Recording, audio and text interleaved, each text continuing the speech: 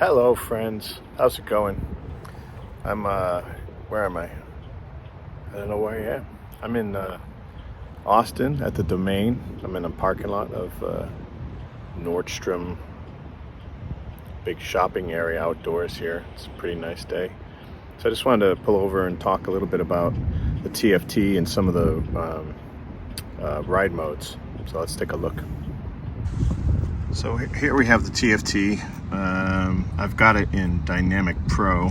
You'll see up here on the top there's 4 riding modes, which are kind of on the fly right here on the side mode. So if we press this down, keep pressing it, it'll go to rain, road, dynamic Pro.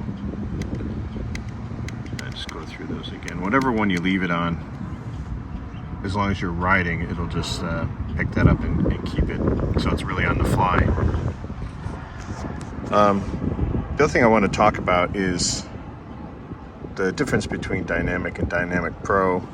A lot of that has to do with the internal menus. And I guess a viewer had mentioned the older bikes, it wasn't called Dynamic Pro, it was called Rider or User Pro or something like that. I don't know, but I think that was on the older 1200s or before. And back then they didn't have this TFT either. But a lot of this is achieved by using this menu button and the multi-controller, which is what it's officially called, but a lot of people call it a Wonder Wheel or Whiz Wheel, whatever. So if we push this menu button down, it'll bring us into this My Vehicle. You press it down again,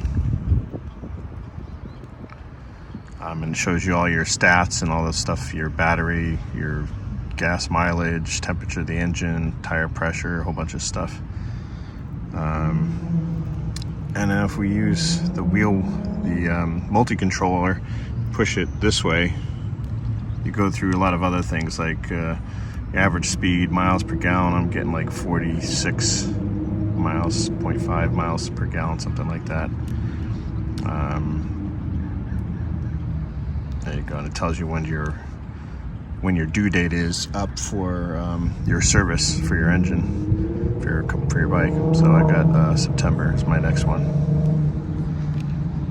Okay, so if we go all the way over to settings and then go down, vehicle settings, so we push this multi-controller over to the right, then we get into the Dynamic Pro riding mode, which now you spin the wheel, you spin it and you'll go down, oops,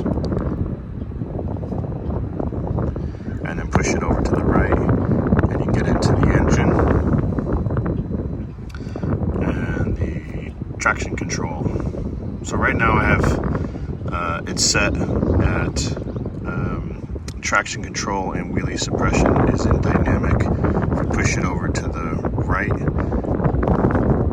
and then spin the wheel, you'll start to decrease that or increase the traction control. So now here's the lowest setting is the rain, which it says optimize for maximum stability. Wheelie is suppressed. You go up one notch to the road mode, you get optimized for high stability. Wheelie is suppressed, and you get up to the dynamic and you've got optimized for maximum performance, slight wheelie possible. So let's back out of this menu and go up to the engine and then hit it down one, and let's go to the lowest one. So again, here's rain. So setting for gentle throttle response, go up one, road, setting for optimum throttle response, and dynamic, setting for direct throttle response. So that's how I have mine all maximum. I want real world throttle. I don't want it to be dumbed down unless it is raining. Then of course I do want traction control help and I want a squishy throttle.